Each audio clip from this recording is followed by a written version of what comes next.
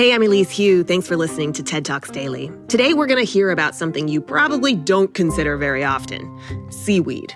In his archive talk from TED Summit 2019, the environmentalist Tim Flannery makes the case for how this humble weed could play a huge role in bringing down our greenhouse gases.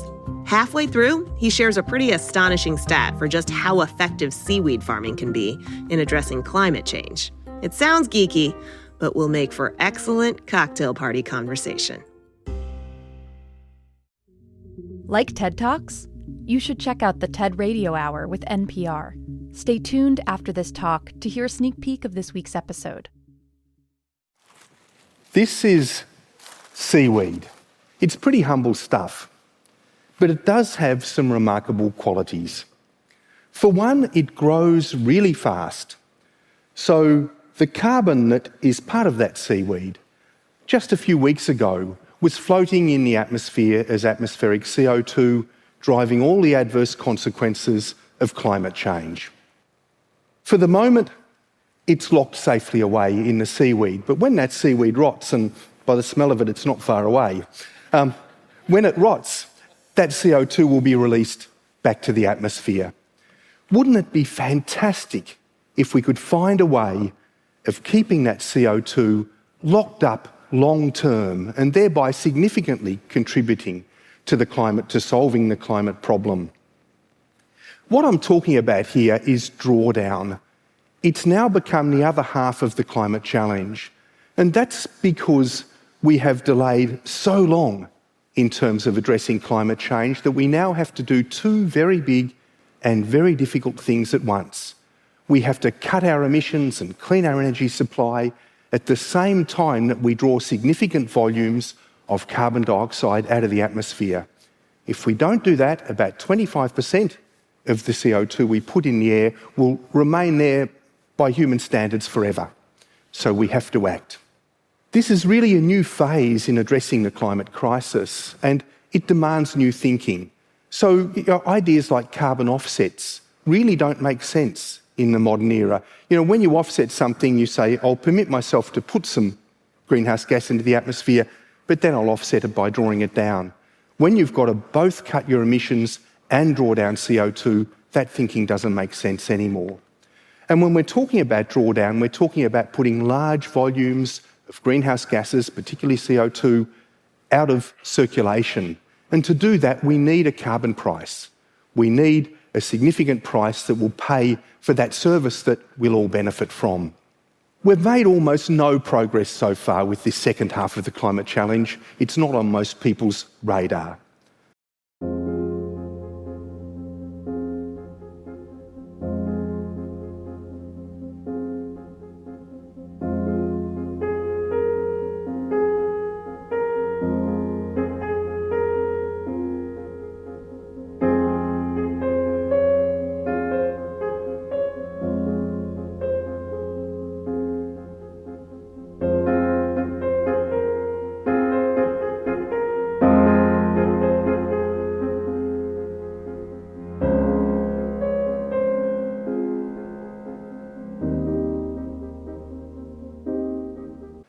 And, I must say at times I hear people saying, I've lost hope that we can do anything about the climate crisis.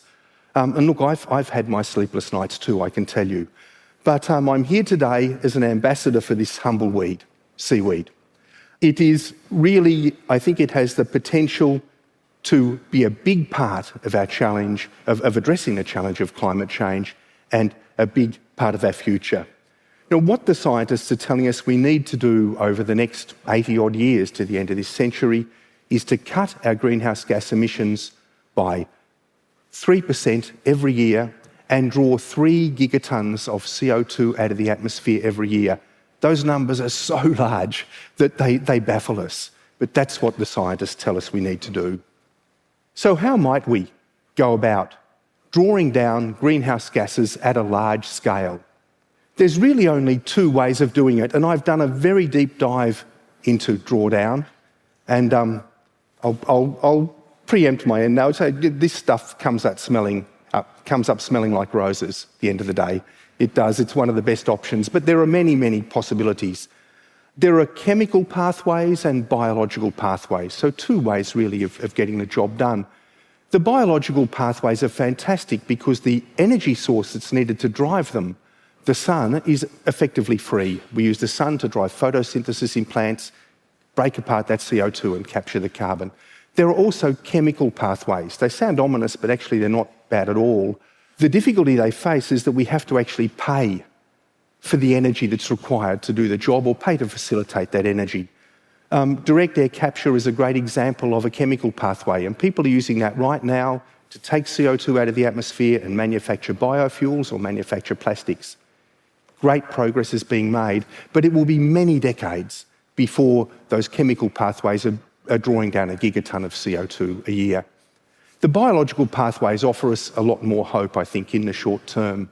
You've probably heard about reforestation, planting trees, as a solution to the climate problem. It's a fair question. Can we plant our way out of this problem by using trees? I'm sceptical about that for a number of reasons. One is just the scale of the problem. All trees start as seeds, little tiny things, and it's many decades before they've reached their full carbon capture potential. And secondly, if you look at the land surface, you see that it's so heavily utilised. We get our food from it, we get our forestry products from it, biodiversity protection, our water and everything else. To expect that we'll find enough space to deal with this problem, I think, is going to be quite problematic. But if we look offshore, we see a solution where there's already an existing industry and where there's a clearer way forward. The oceans cover about 70% of our planet. They play a really big role in regulating our climate, and if we can enhance the growth of seaweed in them, we can use them, I think, to develop a climate-altering crop. There are so many different kinds of seaweed. There's unbelievable genetic diversity in seaweed, and they're very ancient. They were some of the first multicellular organisms ever to evolve. People are using special kinds of seaweed now for particular purposes, like developing very high-quality pharmaceutical products. But you can also use seaweed to take a seaweed bath. It's supposed to be good for your skin. I can't testify to that, but you can do it. The scalability is the big thing about seaweed farming. If we could cover 9% of the world's ocean in seaweed farms, we could draw down the equivalent of all of the greenhouse gases we put up in any one year, more than 50 gigatons. Now, I thought that was fantastic when I first read it. I thought I'd better calculate how big 9% of the world's oceans is. It turns out it's about 4.5 Australias, the place I live in. And how close are we to that at the moment? How many ocean-going seaweed farms do we actually have out there? 0. But we do have some prototypes, and therein lies some hope. It's really different from anything you'll see on land. And the reason being that, seaweed is not like trees. It doesn't have non-productive parts like roots and trunks and branches and bark. The whole of the plant is pretty much photosynthetic, so it grows fast. Seaweed can grow 1 metre a day. And how do we sequester the carbon? Again, it's very different from on land. All you need to do is cut that seaweed off, drifts into the ocean abyss. Once it's down 1 kilometre, the carbon in that seaweed is effectively out of the atmospheric system for centuries or millennia. Whereas if you plant a forest, you've got to worry about forest fires, bugs, etc., releasing that carbon. The mid-ocean is basically a vast biological desert. There's no nutrients there. They were used up long ago. But just 500 metres down, there is cool, very nutrient-rich water. And with just a little bit of clean, renewable energy, you can pump that water up and use the nutrients in it to irrigate your seaweed crop. So I think this has so many benefits. It's changing a biological desert, the mid-ocean, into a productive, maybe even planet-saving solution.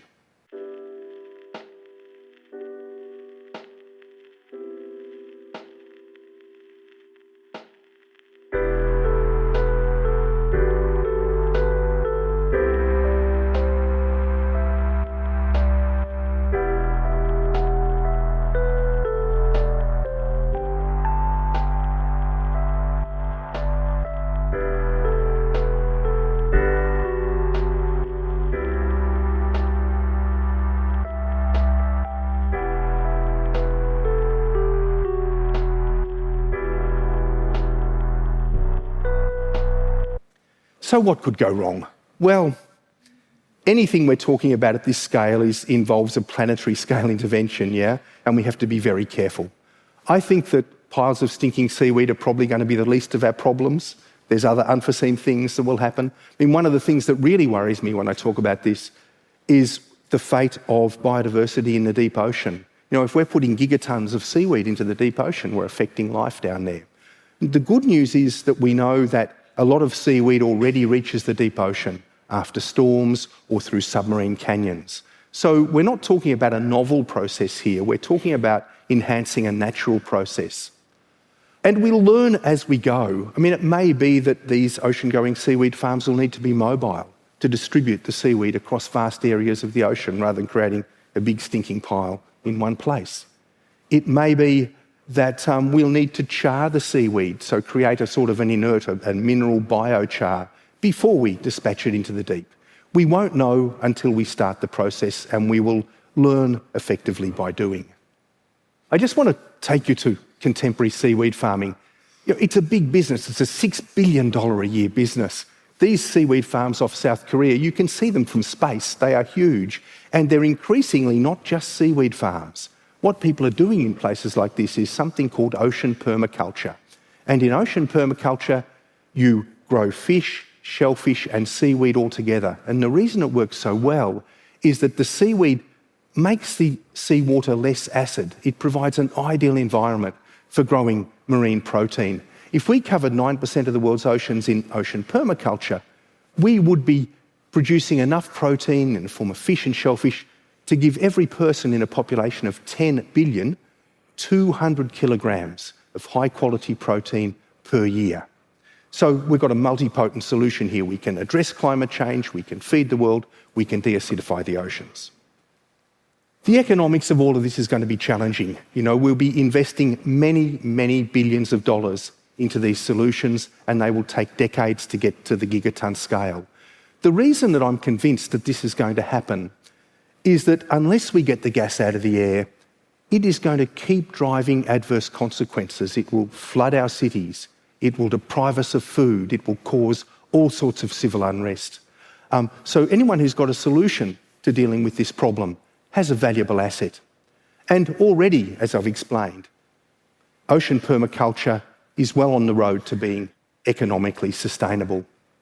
You know, in the next 30 years, we have to go from being a carbon-emitting economy to a carbon-absorbing economy. And that doesn't seem like very long. But half of the greenhouse gases that we've put into the atmosphere, we've put there in the last 30 years. My argument is, if we can put the gas in 30 years, we can pull it out in 30 years. And if you doubt how much can be done over 30 years, just cast your mind back a century to 1919. Compare it with 1950. You know, in 1919, here in Edinburgh, you know, you might have seen a canvas and wood biplane. 30 years later, you'd be seeing jet aircraft. Transport in the streets were horses in 1919. By 1950, they're motor vehicles. 1919, we had gunpowder. 1950, we had nuclear power. We can do a lot in a short period of time, but it all depends upon us believing that we can find a solution. Now, what I would love to do is bring together all of the people with knowledge in this space. The engineers who know how to build structures offshore, the seaweed farmers, the financiers, the government regulators, the people who understand how things are done, and chart a way forward. Say, how do we go from the existing $6 billion a year inshore seaweed industry to this new form of industry which has got so much potential but will require large amounts of investment?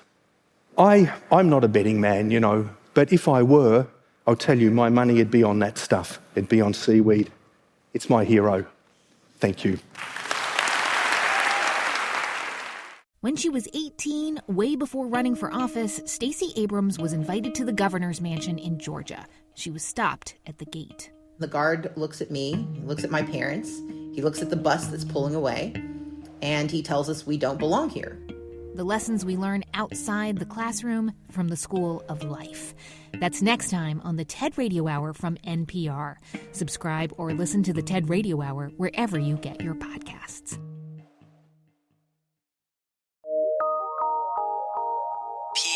X.